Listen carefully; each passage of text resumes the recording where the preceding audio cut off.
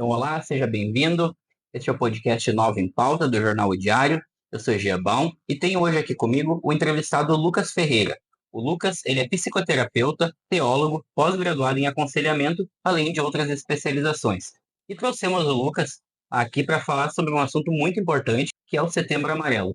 Então, Lucas, seja muito bem-vindo e já quero que tu comece explicando para a gente o que é o Setembro Amarelo e qual a sua importância. Ótimo. Antes de mais nada, Jean, eu quero agradecer pelo convite e dizer o quanto é importante falar sobre esse tema em um momento como esse, um mês como esse, né, que ficamos mais sensíveis para essas questões emocionais. E é exatamente por isso, né, que esse mês é chamado o mês do Setembro Amarelo, né? E por que mês Setembro Amarelo? O Setembro Amarelo é uma campanha que iniciou em 2013 pela Associação Brasileira de Psiquiatria. E de lá para cá ganhou o país, né, a nível de importância, justamente pelo que a gente tem visto na sociedade, né, estamos cada vez mais doentes emocionais, né, e essa campanha traz justamente essa compreensão e essa sensibilidade para esse assunto do suicídio. O que é o suicídio? O que leva alguém a querer tirar a sua própria vida, né? Então, esse combate, essa prevenção, né? E esse assunto se tornar um assunto que em sociedade a gente possa debater sobre ele. E quando eu falo sobre suicídio, eu gosto de trazer algumas questões que se tornam um pouco mais fácil de compreender o que significa isso. E de uma forma assim, para ilustrar, eu vejo o suicídio como um iceberg. Né? O iceberg, como nós sabemos, né, é um composto de uma montanha de gelo que está ali no mar Ártico, Antártico, né? Então nós temos essa montanha que está ali flutuando e na ponta dela nós temos aquilo que a gente vê. Né? Em uma proporção de 7, por exemplo, um 7 avos seria essa parte inicial desse iceberg. Então é aquela pontinha ali. 6 para baixo, nós temos toda a montanha dessa estrutura. Né? E aí é onde nós conseguimos fazer o link com essa questão do suicídio. O suicídio seria essa ponta visível, né, daquilo que a gente está falando aqui. Mas ele tem toda uma estrutura submersa, né, toda uma estrutura oculta no submundo ali, onde nós não conseguimos enxergar com tanta facilidade quanto o ato em si. E é justamente essa parte mais profunda que gera aquilo que nós enxergamos, que é quando alguém tenta tirar a sua própria vida, né? Então, olhando para esse lado, nós percebemos que essa estrutura de baixo, ela grita silenciosamente, mas tem gritado muito atualmente. E aí, por isso que essa campanha é importante, porque ela vai falar de algo que no mundo tem sido debatido. A OMS, a Organização Mundial de Saúde, vai nos alertar que cerca de 750 mil pessoas tiram a vida por ano.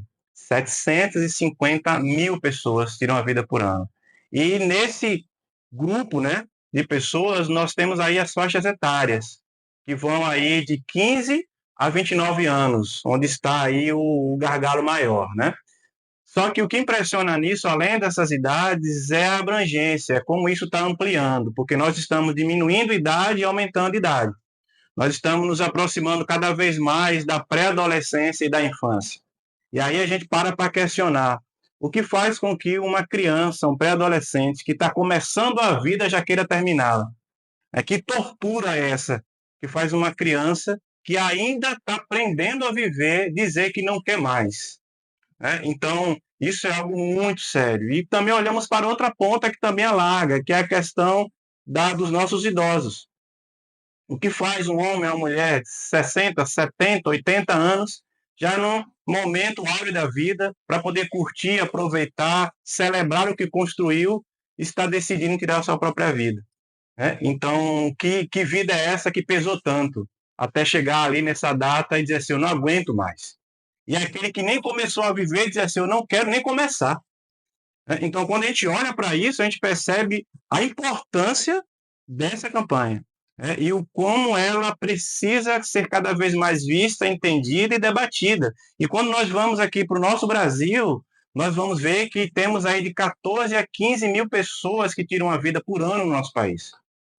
E dessas 14 a 15 mil pessoas, a gente fazemos uma continha aí, nós temos 38 pessoas por dia que estão tirando a sua própria vida. 38 pessoas. Eu não estou falando de tentativa. Se a gente fala de tentativa, nós triplicamos isso aí. Né? Enquanto eu falo com você aqui, duas pessoas estarão se matando nesse momento, né? Então perceba que isso já mostra a gravidade do que a gente está falando aqui. Lucas, a gente fala, então, os números são altíssimos, e tu falou a questão do iceberg, da pontinha do que a gente vê. Há muitas coisas que a gente não vê, mas às vezes a gente acaba não vendo, porque a gente não está com o olho também preparado Isso. para não ver. Eu queria que tu me falasse um pouco, assim, quais são os sinais de alerta que podem indicar que alguém está com o iceberg lá no fundo mesmo. Isso, né? Pois é, isso é bastante importante, porque a questão do suicídio, ela é diversa, bem diversificada. E a gente chama, inclusive, de multifacetada, ou seja, são várias faces. Então, não tem como definir exatamente uma forma, um jeito onde a gente possa dizer é assim que acontece, é dessa forma que inicia, né? É muito complexo isso.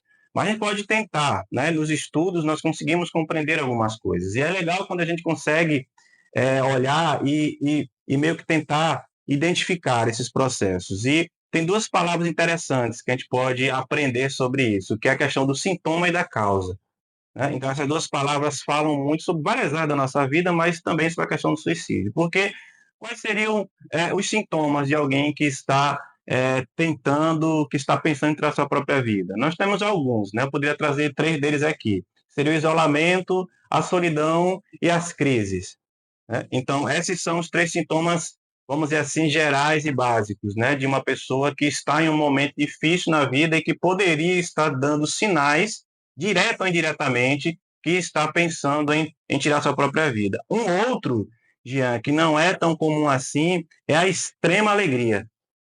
Por incrível que pareça, pessoas que tentam demonstrar uma alegria exacerbada estão querendo esconder algum problema. E para que ninguém saiba que estão passando por aquilo, eles desenvolvem uma capacidade de se proteger e geram essa forma exagerada de ser feliz.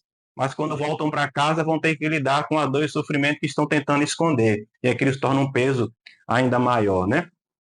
Então, essas questões aí, elas trazem, né, um entendimento de que existe uma forma de identificar essas questões. E as causas? Quais seriam as causas, né? As causas, elas são desde causas sociais, culturais, psicológicas, né? Nós temos uma ligação muito forte do suicídio com transtornos, mas também nós temos doenças, nós temos as crises.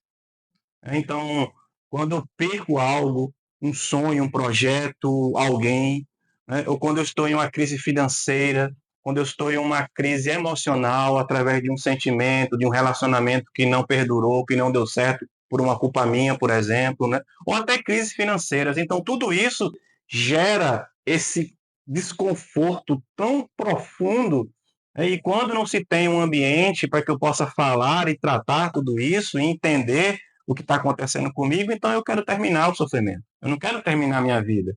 Eu não queria era sofrer como eu estou sofrendo. Então, por conta disso, eu quero parar, né? E como eu sei que o sofrimento eu não sei parar, a vida, teoricamente, tiraria tudo isso, né? Apesar de que isso geraria muitos outros sofrimentos para quem fica. E, assim, se eu tenho um amigo, um familiar, que eu percebi algum desses sintomas agora que tu citou, percebi que ele está isolado, percebi que ele anda triste, percebi que ele anda até alegre demais, assim, o que que eu posso fazer para ajudar alguém que está passando por uma crise emocional? Olha, tem várias formas também, né? E você falou duas coisas importantíssimas na vida de um ser humano, que é família e amigos. Sem isso, a gente não vive bem. A solidão e o isolamento é uma doença, né, que nos adoece. Mas a família e os amigos, quando são de formas saudáveis, quando existe amor, quando existe essa compreensão, quando existe essa irmandade, isso é cura para nós, né? Então, se eu tenho família, se eu tenho amigos e você quer família ou amigo de alguém, você pode fazer uma diferença muito grande na vida de uma pessoa que esteja passando por sintomas como esse que eu acabei de falar: isolamento, solidão, alegria exacerbada, crises, enfim. Então, uma das coisas é empatia, me colocar no lugar do outro. É saber que aquela pessoa que está tentando tirar sua própria vida, ela é um ser humano igual a mim. Não é um ET que surgiu assim querendo se matar. Não, é uma pessoa igual a mim. É um ser humano igual, igual. Então, poderia ser eu ali. né? Então, quando eu olho para uma pessoa assim e crio essa identificação e sofro junto e sinto essa dor junto, eu estou criando uma conexão, eu estou gerando um sentimento, eu estou fazendo com que aquela pessoa não se sinta só, ela se sinta abraçada de alguma forma. Isso vai para amigos, isso vai para a família também, né? Então, a empatia é importante. A vulnerabilidade, Jean, é importantíssima para nós. Nós estamos perdendo isso. Nós estamos vivendo nessa tirania da felicidade. Parece que sofrer não é humano. Sofrer é um sinônimo de derrota. Isso é uma mentira. Isso tem nos adoecido.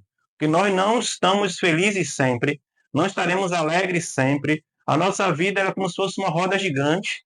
Uma hora a gente está em cima, outra hora a gente está embaixo. Ela vai girar sempre. Enquanto a vida existir, essa roda vai girar. Eu tenho que aproveitar e curtir os momentos onde eu estou lá em cima, me fortalecendo, porque já já eu vou descer, né? Sabendo que quando eu estiver lá embaixo eu vou subir de novo. Então é assim que a vida é. Né? Então, quando a gente fala sobre vulnerabilidade, quando a gente deixa esse assunto mais evidente, mais claro, isso gera nas pessoas que estão sofrendo um sentimento de, puxa, então realmente eu não sou esse monstro, não sou esse terror todo, não sou esse caos todo. Todos têm o seu caos. Né? E até essa questão de felicidade e alegria é interessante porque a felicidade é um estado, né? Ela poderia ser traduzida como contentamento. Então, eu decido estar, eu aceito estar, eu olho para o meu ambiente e percebo, é um estado de felicidade. A despeito do que acontece, eu estou contente. Né? Eu preciso aprender a viver feliz e contente em toda e qualquer circunstância. A alegria é um subproduto disso. A alegria são momentos que eu posso ter ou posso não ter. Né? Então, essas compreensões também são importantes. Então, a questão da empatia, a questão da vulnerabilidade e a questão profissional. É importante que tanto o amigo quanto o parente possa saber que eles têm limites também, que eles podem não ser profissionais na área, que saibam diagnosticar, tratar, encaminhar. E é para isso que os profissionais da área de saúde emocional, eles têm essa capacitação e eles precisam ser acionados para poder dar o suporte necessário para a pessoa que está passando por uma situação como essa. Lucas, quero te agradecer muito por ter aceitado o nosso convite, por ser nosso primeiro entrevistado. Eu acho que nós não poderíamos ter começado melhor uma pauta tão importante quanto essa. E, Jean, eu queria agradecer pelo convite. Para mim é uma honra estar aqui e saber que eu estou participando desse primeiro podcast, né, do Jornal Diário. E você sabe disso, mas eu quero deixar isso registrado, né, a admiração que eu tenho pelo teu trabalho, pelo trabalho do jornal, porque ano passado vocês fizeram uma matéria sobre isso. Né? E essa matéria, falando sobre esse assunto, da forma que vocês falaram, a pesquisa que vocês fizeram, isso gerou material para palestras minhas, inclusive. E eu pude levar esses dados aqui da nossa cidade para outras cidades, para poder falar sobre esse assunto e mostrar para as pessoas que isso é real, que isso não é invenção, que isso não é algo que as pessoas estão brincando, isso existe, isso acontece, né? Isso está fazendo parte da vida das pessoas, né? E a matéria que vocês fizeram foi importantíssima para voltar a falar sobre isso de uma forma ainda mais profissional e dedicada por uma imprensa local. Né? E isso eu queria dar os parabéns a vocês, Obrigado. parabéns a você, né? E deixar como uma mensagem final que tem um homem que disse, um grande sábio, um homem extraordinário que viveu no nosso meio séculos atrás, e ele é reconhecido e conhecido por mais de 2 bilhões de pessoas nesse mundo, como não apenas um homem, mas como Deus que se fez homem. Eu estou dentro desse grupo aí de mais de 2 bilhões de pessoas. Né? E esse homem chamado Jesus, ele disse o seguinte, venham a mim todos que estão cansados e sobrecarregados, que eu tenho um descanso para dar. Né? Então, cansaço e sobrecarga detona qualquer um. Cansaço e sobrecarga detona qualquer um. O descanso nos faz seguir o dia seguinte. O descanso nos faz renovar para viver um outro dia. Né? Ele falou que tinha descanso para dar. Bilhões de pessoas encontram nele esse descanso. E eu queria dizer para você que está me ouvindo e me vendo, busque nele descanso. Aprenda a descansar. Aprenda a relaxar. Aprenda a saborear a vida. Que a vida ela tem muita coisa maravilhosa para ser vivida, além dos sofrimentos que nós enfrentamos. Então, fica aí a minha palavra de final, né? E a minha expressão de gratidão por esse momento.